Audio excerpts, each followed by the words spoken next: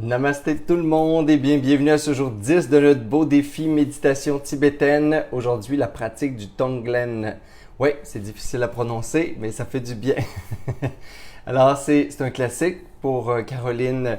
Je pense que c'est sa méditation préférée. Le Tonglen, c'est une pratique qui est dérivée des traditions tibétaines, qui est une pratique très spécifique à la vue mahayaniste, comme on a déjà parlé plus tôt.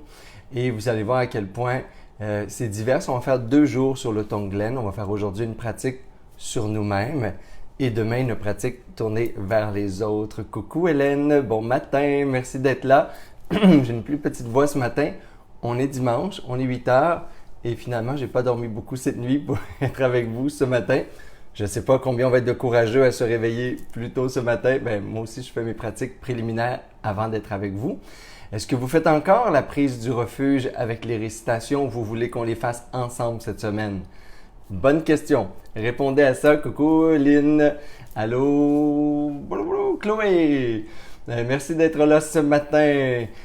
Oui, répondez donc à cette question, s'il vous plaît, pour me dire qu'est-ce qui est le mieux là, pour finir nos prochains 10 jours ensemble.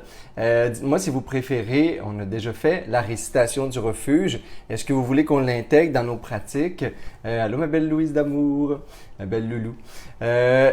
Ou est-ce que vous préférez l'avoir et le faire avant nos rencontres, avant les vidéos? Je veux juste pas trop prendre de temps, surtout les matins de semaine où les gens travaillent, pour avoir le plus d'explications possible et de temps en méditation. C'est toujours juste des 30 minutes là. Mais si pour vous, ce serait facilitant, si vous aimeriez qu'on l'intègre dans la pratique tibétaine, ce moment-là de prière, récitation, intention fait partie de la pratique de méditation. Donc, vous êtes en méditation quand vous faites ça. C'est juste qu'on appelle ça des pratiques préliminaires, que ce soit des 11 minutes de chant, de mantra, prière.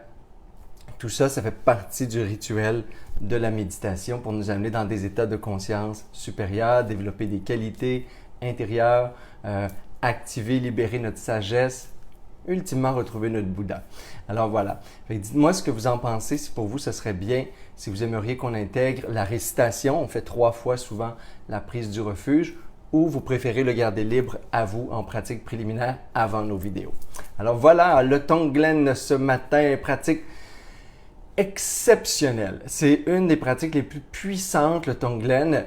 On le fait comme on va le faire ce matin pour nous-mêmes, pour essayer de guérir nos maladies mentales. Et là, je le dis comme ça, là, encore une fois, quand j'utilise des terminologies bouddhistes, il ne faut pas mettre ça en lien avec le langage populaire ou même thérapeutique, médico-centrique d'aujourd'hui. Alors, il faut juste se rappeler qu'on a des maladies en sens qu'il y a des dysfonctions. On n'est pas dans une santé totale dans notre esprit, notre mental. Ça, on le voit là, quand on parle souffrance, perturbation, pensées négatives récurrentes pour Bouddha, c'est des maladies de l'esprit. On n'est pas obligé d'avoir un DSM pour voir que c'est pas toujours dans une santé optimale ce qui se passe dans l'esprit.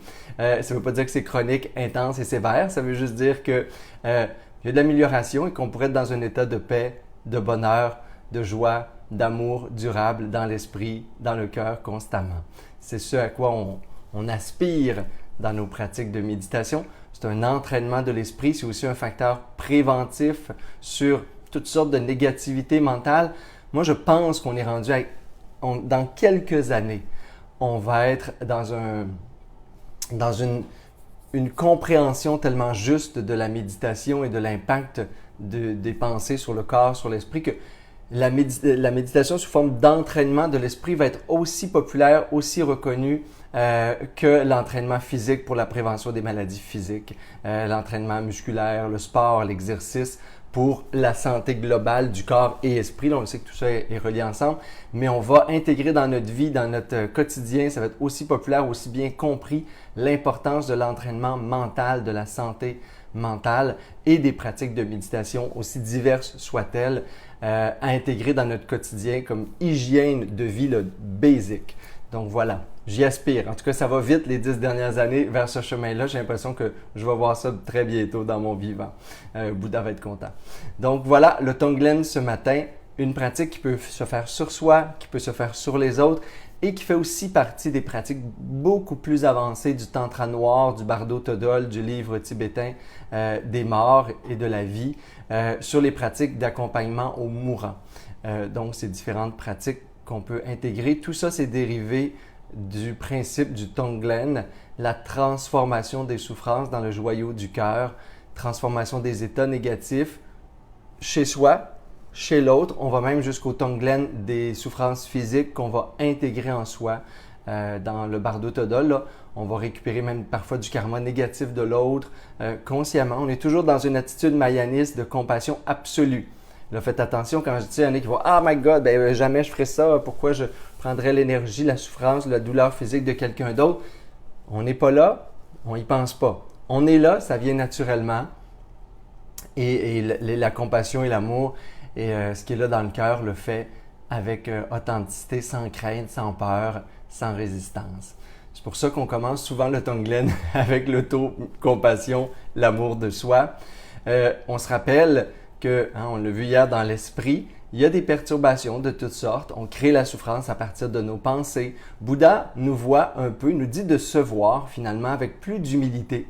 Un peu comme si chaque pensée négative était une petite maladie, un petit poison, un petit symptôme de quelque chose qui ne va pas bien à l'intérieur. Dans ce sens-là, dans la journée, il y en a des pensées négatives ou de stress ou de peur. Il n'y a pas que des pensées de paix, d'amour, de sagesse. Donc, on peut dire qu'on a toujours en nous quelques maladies. Et Bouddha nous dit, ce serait bien de se voir comme un malade qui essaie de guérir. Guérir de quelle maladie? Guérir des maladies de l'ignorance, les maladies de l'attachement, les maladies du matérialisme, les maladies de la colère, maladies de la frustration, la maladie de l'ego, la maladie de la jalousie, la maladie de l'anticipation, de ne pas être dans l'instant présent. C'est une maladie, de créer constamment des stress sur quelque chose qui n'existe pas. Il faut être malade pour faire ça dans l'esprit quand même. Ou traîner des trucs passés qui sont morts et revivre des drames émotifs, des perturbations mentales, psychologiques sur quelque chose qui n'existe plus. Tout ça, on le décrit beaucoup dans Comprendre l'esprit et la Prajnaparamita, comprendre l'esprit pour essayer de voir finalement qu'il y a beaucoup de sources ou de degrés d'intensité de maladie. Chaque pensée perturbatrice, tout ce qui ne vient pas de notre Bouddha intérieur, de notre sagesse, de notre vérité primordiale, cœur, amour, joie, félicité, renoncement, finalement tout ce qui est l'opposé des pratiques de méditation dans lesquelles on a des qualités intérieures, on peut voir ça comme une forme de maladie, une dysfonction, une disharmonie. C'est comme si à l'intérieur, là, ça pouvait faire un beau grand chant harmonieux, puis il y avait une petite voix à côté là, qui était criard, qui détruit l'harmonie de temps à autre. On s'occupe de celle-là. Lorsqu'on se voit de cette façon-là, ce que ça l'ouvre comme espace intérieur, c'est un espace à la fois d'humilité pour continuer à grandir, apprendre, vouloir évoluer. Il n'y a pas de fatalisme dans le bouddhisme. Toutes les pratiques nous amènent à développer, guérir, évoluer, libérer nos sources de souffrance, karma, et ainsi de suite, et à mieux comprendre ce qui nous fait souffrir. Ce n'est pas un fatalisme de se rendre compte que finalement, dans mon esprit, parfois, ça souffre, c'est perturbé, c'est angoissé, c'est en colère, peu importe. L'idée, c'est que quand je ne le vois pas, c'est comme un malade qui reste chez eux, qui a tous les symptômes, puis qui décide un petit peu de ne pas les voir. On en a tous là, quelqu'un comme ça autour de nous, c'est peut-être nous d'ailleurs, qui attend toujours à la dernière minute, là, quand la gangrène est poignée là, dans toute la jambe, là, puis c'est le temps de se faire amputer. Là, il dit « Je pense que ça ne file pas cette jambe-là. » On essaie de ne pas se rendre là dans le bouddhisme. Puis on essaie justement de réaliser que le plus tôt possible et le moins intense possible que je me rends compte de même les petites subtilités des fois là, de souffrance ou de perturbation dans la paix, l'harmonie de l'esprit, le plus facile, ça va être de transformer, libérer et de ne pas créer justement des perturbations émotives psychologiques trop grandes. Fait qu'on veut s'en occuper pendant que c'est là. Fait que quand je dis le mot souffrance, c'est jamais comme « Ah, ça souffle, là, je m'auto-mutilerais ». Non, c'est pas nécessairement ça. Et c'est pas la grande dépression et c'est pas les grands coups de colère qui nous conservent la nuit dans l'insomnie d'insultes. C'est pas ça. Ça peut être ça aussi, mais ça peut être aussi toute forme.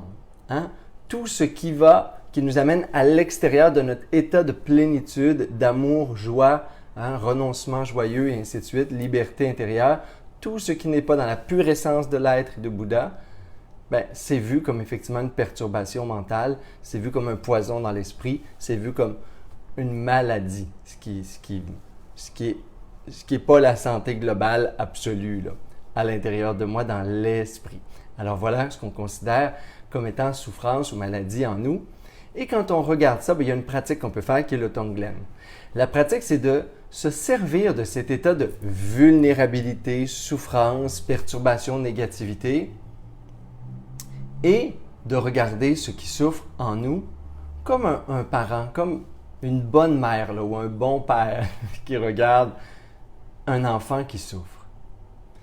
Ce que ça fait, c'est qu'au lieu d'être dans la souffrance, dans le premier niveau intérieur là, qui souffre, ou la perturbation, ou la colère, ou peu importe, je développe cette double conscience, ce témoin, cet espace conscience. On l'a vu, hein?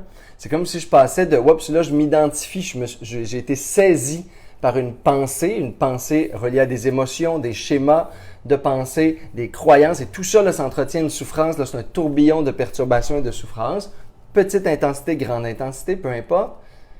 Bien, pour m'extraire de ça, j'ai un outil extraordinaire, le Tonglen. Au lieu de m'identifier, de rester là-dedans, ce que je fais, c'est que tout d'un coup, pouf! Je dis, c'est comme une baguette magique, le Tonglen. C'est pouf! Ça m'extrait. Hein? J'ai la tête dans tout ça, là. Puis là, pouf! Tout d'un coup, je sors de la maison hantée. Et là, je vois. Puis là, je dis, oh, ça souffre.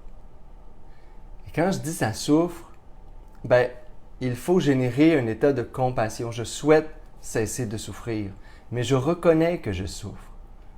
Et quand je reconnais que ça souffre, quand une mère regarde ou voit son enfant, quand un père voit son bébé pleurer, ben, il ne se met pas à crier après, il ne se met pas à le juger, il ne se met pas à le critiquer, il ne se met pas à le culpabiliser.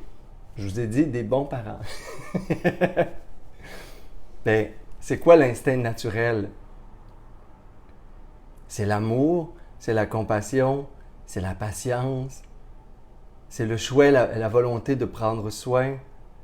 Et c'est ça que je m'offre à moi-même, c'est ça que demain je vais offrir à l'humanité, à un monde en bouleversement et en chaos. Aujourd'hui, je l'offre à moi.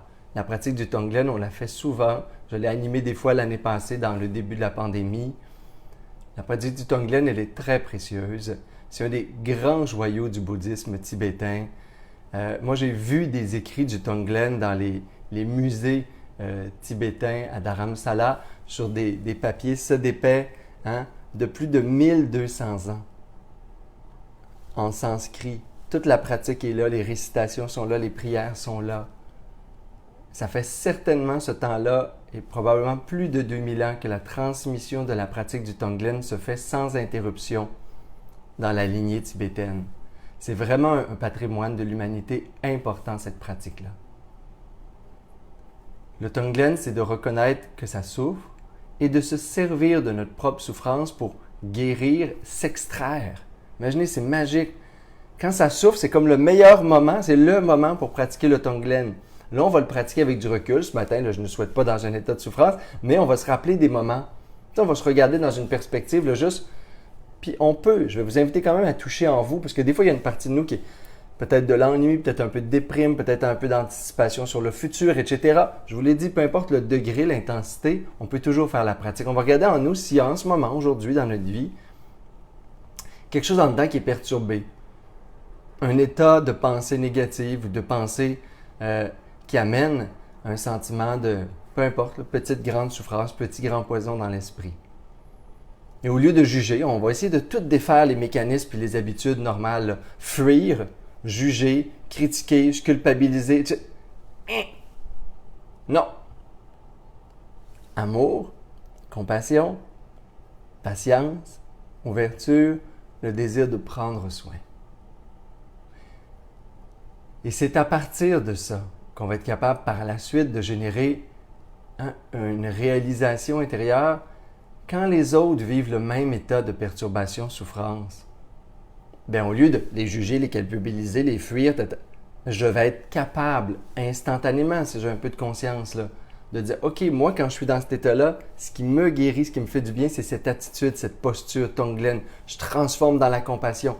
J'amène dans le joyau du cœur, qui est comme une lumière qui détruit la souffrance en générant compassion, amour, tendresse, douceur. Et si je pouvais offrir ça aux autres aussi, quand ils vivent le même poison, la même perturbation, ils ont la même maladie dans l'esprit que moi. Maladie très temporaire, très éphémère, qui peut s'en aller après 10-15 minutes de Tonglen. Comme ce serait merveilleux. Je le pratique sur moi pour ultimement être capable de transférer cet apprentissage, cette qualité intérieure qu'on développe dans le Tonglen sur les autres. Alors, c'est ce qu'on s'offre ce matin pour ceux qui sont en direct en ce beau dimanche. Et on peut se l'offrir tous les jours. Vous êtes perturbé, vous finissez une réunion d'équipe, vous êtes dans le trafic, il y a quelqu'un qui vous énerve. Regardez qu'est-ce qui est malade en vous, qu'est-ce qui souffre. Et réalisez que ça souffre. Prenez conscience, prenez contact avec ce qui souffre, ce qui est perturbé, ce qui est petit. Et soyez ce qui est grand. Et soyez amour, et soyez paix, et soyez accueil, et soyez tendresse. Je vous invite à prendre une belle posture de méditation immobile pour votre pratique. On est parti dans quelques secondes. Grande inspiration profonde. Grande expiration profonde.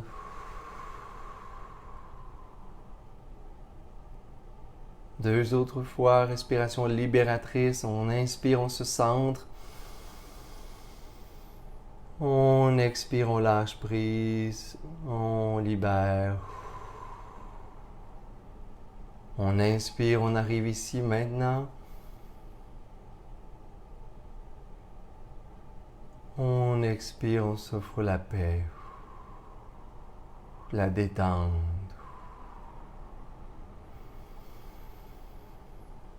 On se réjouit de ce moment de méditation.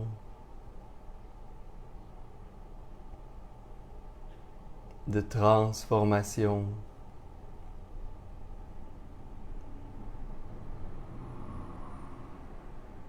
On contemple un court instant cette immobilité du corps qui amène aussi une immobilité, la stabilité dans l'esprit.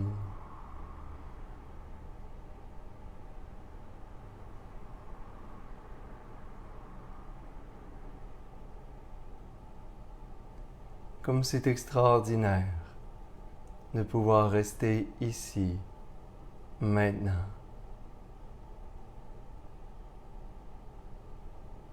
De se déposer, de savourer l'instant présent.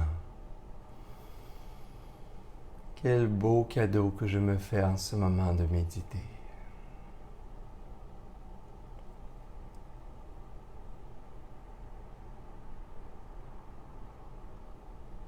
S'il y a des pensées qui viennent parfois s'inviter dans la pratique, si vous croyez qu'elles sont importantes, dites-vous que vous pourrez y revenir après la méditation. Sinon, libérez-les, sans les saisir, sans les suivre. Revenez directement à la pratique, au souffle, l'objet neutre qui vous ancre dans l'instant présent, dans le corps.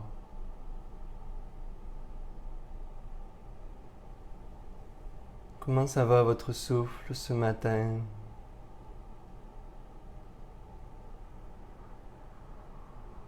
Tournez votre attention doucement vers la respiration et contemplez un court instant comment ça respire dans le corps.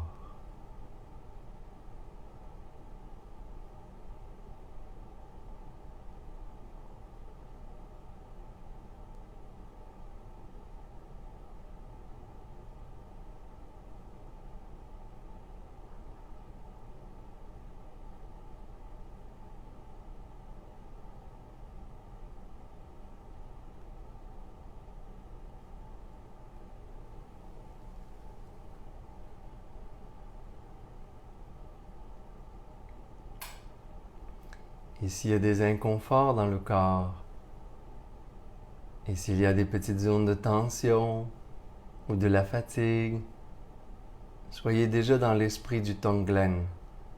Ne cherchez pas à compenser. Ne laissez pas les jugements paraître. Il n'y a aucune pensée nécessaire. Il n'y a aucune réaction nécessaire. Ouvrez le cœur, regardez le corps avec douceur et compassion. Regardez la douleur, l'inconfort avec amour et tendresse. pour vous-même.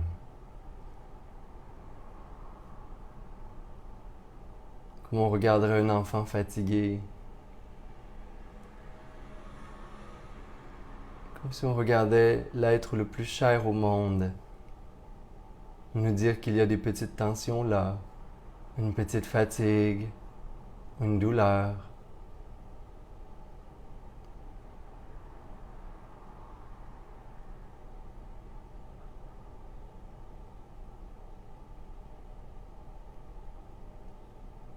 Et je regarde ceci avec le plus d'amour, ce désir de chérir le corps, d'en prendre soin, de reconnaître que parfois c'est inconfortable le corps,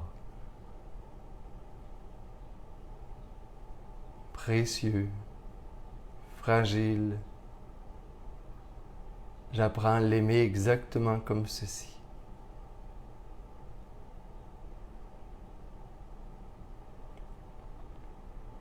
Quelle belle opportunité d'être dans la tendresse, dans la douceur, lorsque ça souffre, lorsque c'est inconfortable.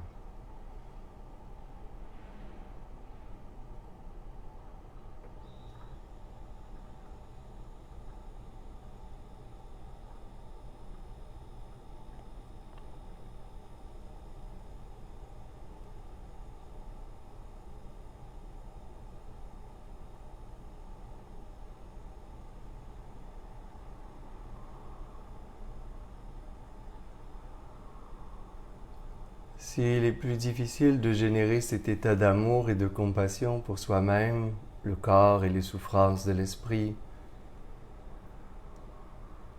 vous pouvez vous imaginer en face de vous la personne, peut-être c'est Bouddha, peut-être toute autre personne, une personne qui a eu à un moment donné de votre vie ce regard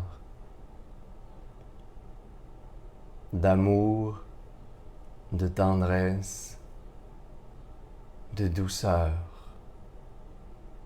ce regard qui accueille, qui voit à travers vos imperfections, souffrances, qui voit à travers vos défauts, tentatives malhabiles, une personne en guérison, en transformation, dont le cœur et le regard est rempli d'un amour infini pour vous. Tendresse, douceur.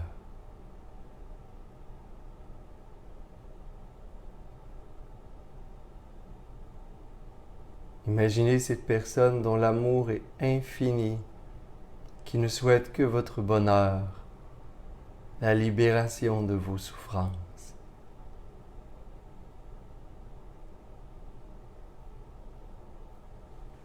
Qui vous chuchote à l'oreille, je t'aime. Je te souhaite d'être heureux, de guérir, de connaître le bonheur stable.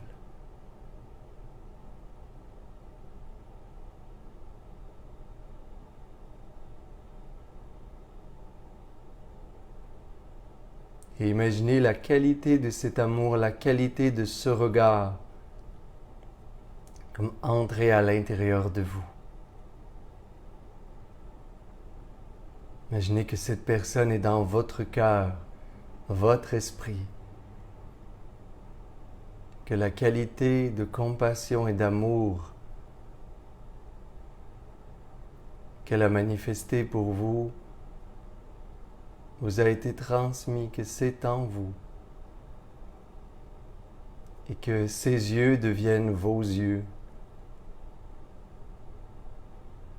que ces qualités de tendresse et de douceur soient en votre cœur.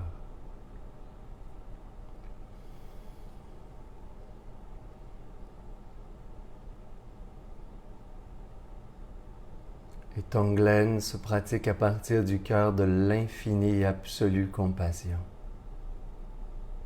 de l'amour immaculé, Regardez à l'intérieur de vous, est-ce qu'il y a quelque chose dans l'esprit qui souffre, qui a besoin d'être sécurisé? Est-ce qu'il y a des pensées de peur,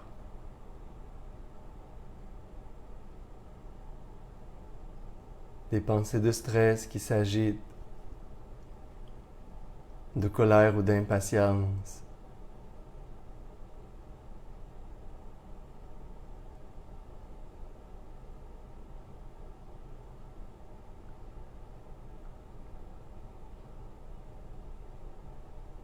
Sinon, vous pouvez également penser à un moment dans les dernières semaines, les derniers temps. Vous avez été dans un état de perturbation, de souffrance intérieure, peu importe le degré.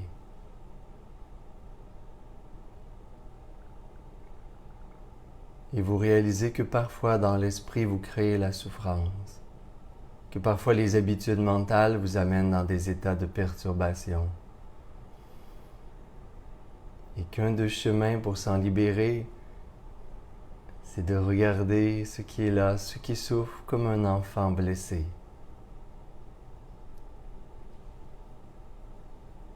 Et vous devenez cet être d'amour et de compassion absolue. Vous êtes ce regard, cette tendresse, cette douceur.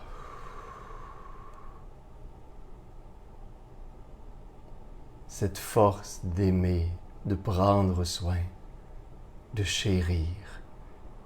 Et vous vous réjouissez dans cette qualité d'amour, cette qualité de compassion pour vous-même, face à ce qui souffre.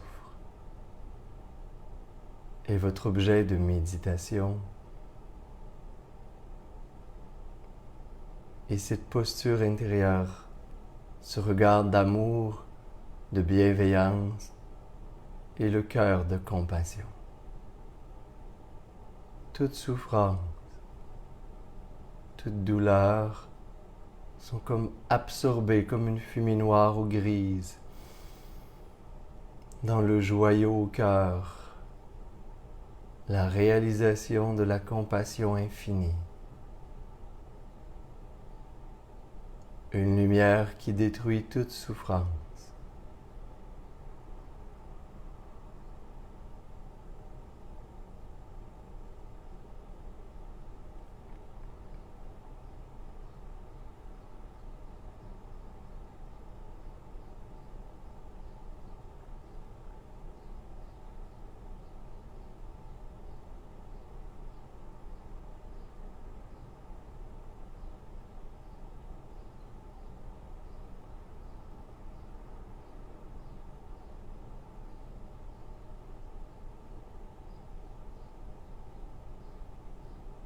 Et si mon esprit est distrait, je reviens chaque fois au souffle, je prends une belle grande respiration profonde. À nouveau, je cherche en moi ce qui a besoin d'être guéri, consolé, transformé. Toute pensée perturbatrice, tout état intérieur de souffrance, tout ce que j'ai mis dans mon esprit, qui n'est pas sagesse, qui n'est pas clarté, je le regarde à partir de la compassion. Puissais-je connaître le bonheur? Puissais-je être guéri? Puissais-je connaître des états de plénitude durable? Devenir Bouddha pour le bien de tous les êtres vivants, moi-même. C'est cet amour et cette compassion absolue qui absorbe toute souffrance.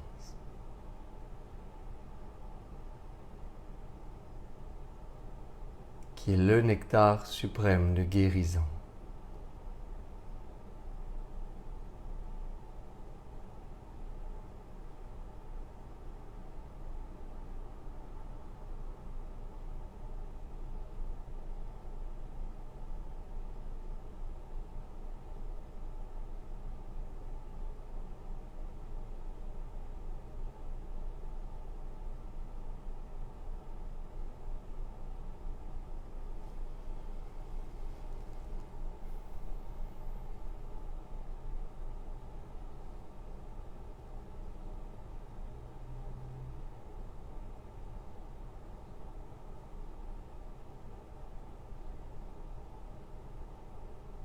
Et je termine en réalisant simplement que je suis ici pour apprendre, pour évoluer, pour guérir. Que dans le corps, que dans l'esprit, il y a plein de facteurs de souffrance à travers le moi conventionnel et l'ego. C'est normal, c'est correct.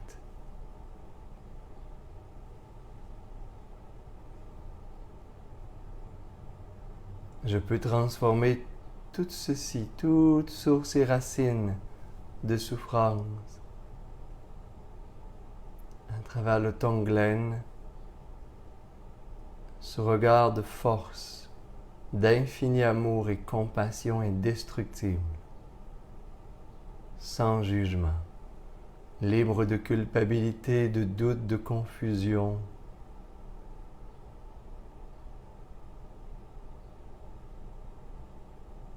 Je peux conserver le Tonglen en moi comme un joyau, comme si j'imagine un diamant dans l'esprit et dans le cœur. Pour toute la journée. Quand ce sera perturbé dans le corps, dans l'esprit, tout de suite je reviendrai à cette posture d'amour et de compassion qui dissipe toute souffrance.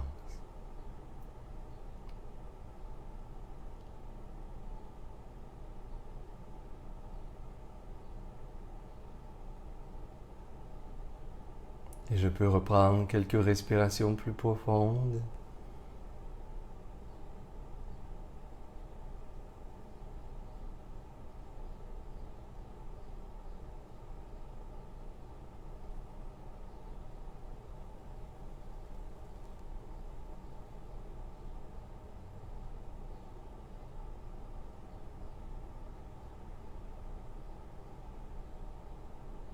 Amenez un beau sourire sur les lèvres.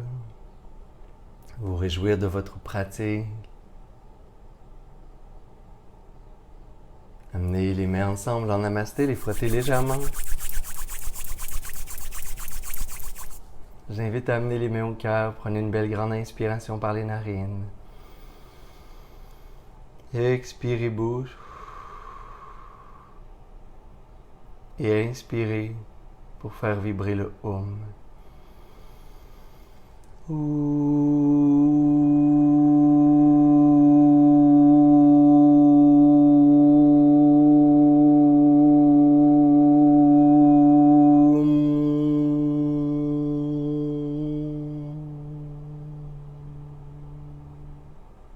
Namasté.